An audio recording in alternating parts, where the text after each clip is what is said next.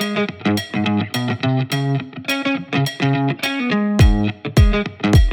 keto friends, raise your hand if you know what this is. No, it's not red celery, and no, it's not Swiss chard. It's rhubarb. And today on All Day I Dream About Food, we're making keto rhubarb crisp. Many people are unfamiliar with rhubarb, but it's a fabulous choice for the keto diet. It's super low carb and has plenty of antioxidants and anti-inflammatory properties. It's actually a vegetable, but we often treat it as a fruit, putting it in cakes and pies and other desserts. That's because rhubarb on its own is incredibly tart, but it shines the most when you add a little sweetener. When I was growing up, my mother made the most incredible rhubarb crisp. So when I went on a low-carb diet, I had to find a way to replicate that. Now, my special secret, which I am sharing with you today, is to bake the crisp topping separately from the filling. That way it stays completely crisp no matter what. To make the topping, we're going to use a food processor and we're going to add 3/4 cup of almond flour, 1/4 cup of shredded coconut, 1/4 cup of chopped pecans, 1/3 cup of brown swerve. Now you can use any erythritol sweetener you prefer in this recipe. I'm going to add 1/2 teaspoon of cinnamon and about 1/4 teaspoon salt. And we'll pulse that a few times to combine it really nicely.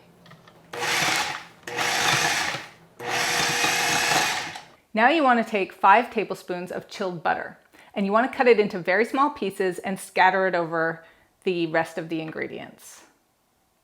And you're going to pulse that until it resembles coarse crumbs.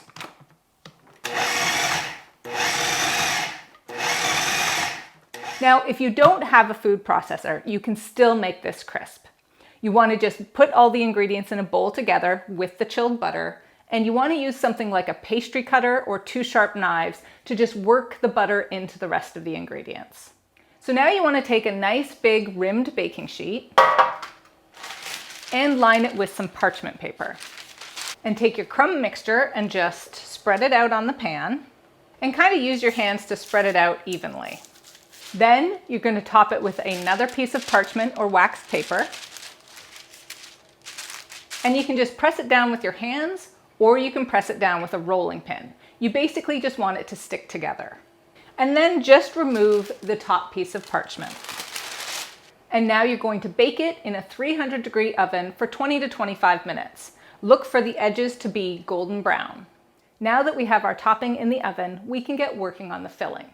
When you're choosing rhubarb for baking, look for nice firm stalks. I also like to choose the ones that are bright ruby red for that beautiful rhubarb color. And you want to chop up the rhubarb to about 1/2 inch thick. You're going to need about 2 pounds of chopped rhubarb for the filling, and you want to make sure that you use a non-reactive pan made of glass or ceramic that holds about 2 quarts. And you can just transfer all of your rhubarb straight into the pan. And because rhubarb is so tart, we need to add some sweetener. So I have 1/3 cup of powdered swerve sweetener. Now the rhubarb is going to release a lot of moisture during baking, so we want something to thicken it up. I like to use glucomannan, and I like to use about 3/4 teaspoon. You can also use xanthan gum in the same amount.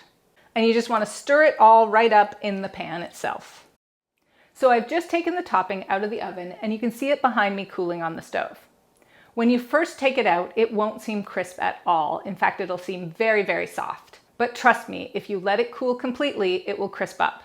Now our filling is ready to go in the oven. So raise the temperature of your oven to 350 and cover your filling with some foil. And you're going to bake that for 30 to 35 minutes until the rhubarb is soft and tender and it's a little bit bubbly. Okay guys, we are back. The filling is out of the oven, the topping is nice and crisp, and it's time to put it all together. So here's the topping, and it's one big piece, and all you really need to do is take your hands and break it into smaller pieces. It's nice and crisp and delicate, and it smells like a really good oatmeal cookie. And you just might want to eat a little of it by itself. I didn't do that. So let me grab our filling, and we'll take off the foil. And you can see here a beautiful pink rhubarb filling. Smells amazing. And you just want to take little bits of your topping and place it over. You can kind of put it all together like a puzzle, or you can almost just break it up into smaller pieces and sprinkle it on. You can also serve the filling in individual little dishes and then put the topping on that as well.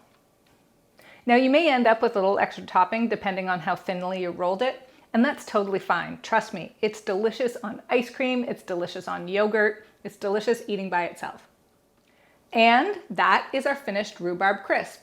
Now let's dig in and taste it. Oh, that beautiful pink color. It looks so gorgeous. And look at that. Now that is a beautiful keto rhubarb crisp. Let's try it. Make sure you get a little bit of the crispy topping with the sweet rhubarb flavor. That is so good. There's a reason this is one of my favorite desserts ever. For this delicious keto dessert and so many more, please check out alldayidreamaboutfood.com.